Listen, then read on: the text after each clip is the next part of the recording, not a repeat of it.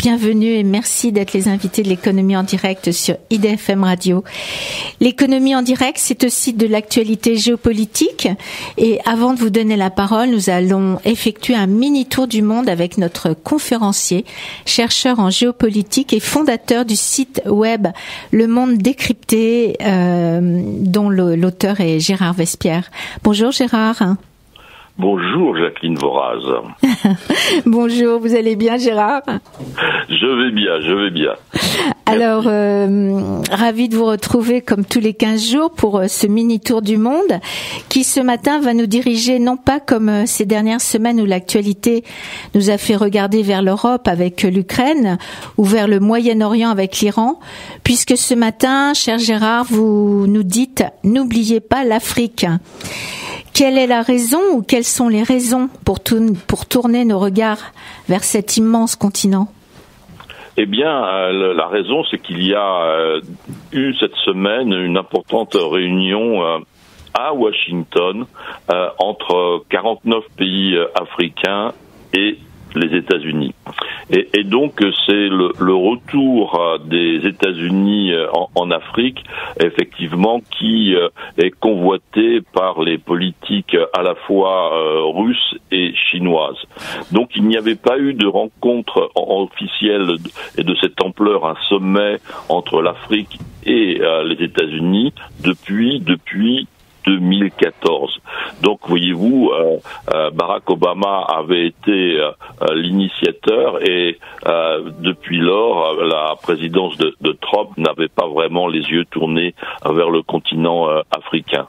Or, pendant cette période, il y a eu le retour de la Russie avec le sommet de Sochi et donc la Chine continue tous les 2 ou 3 ans à mettre en une rencontre entre la Chine et les pays africains.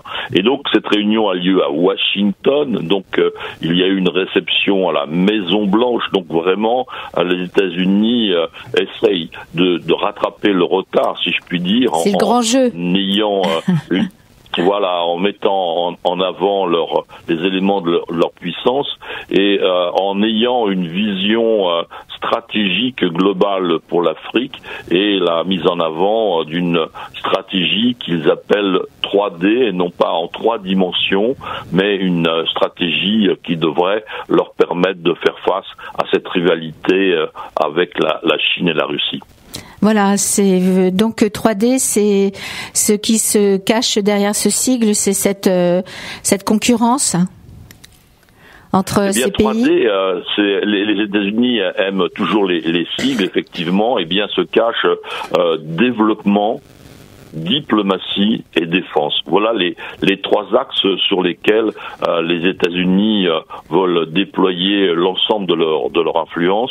Donc développement, eh bien il y a eu 15 milliards de dollars de contrats de signés entre les États-Unis et les pays africains au cours de ce sommet, donc couvrant aussi bien le développement industriel, les investissements dans la santé que les infrastructures, l'encouragement aux infrastructures qui est la clé du tout, en particulier entre le Bénin et le Niger, donc voilà, qui permet à la communication, qui permet des personnes, le transport des marchandises, etc., etc.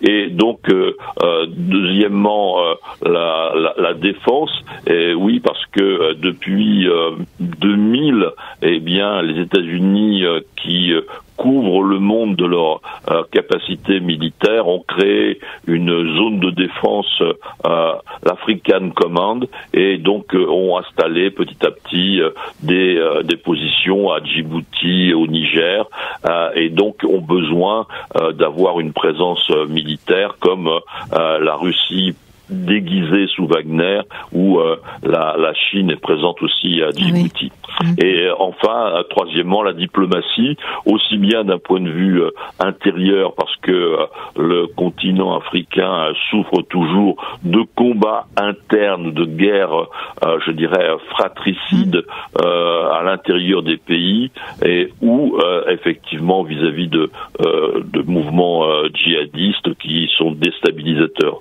Donc vaste programme. Et enfin, donc la diplomatie aussi extérieure.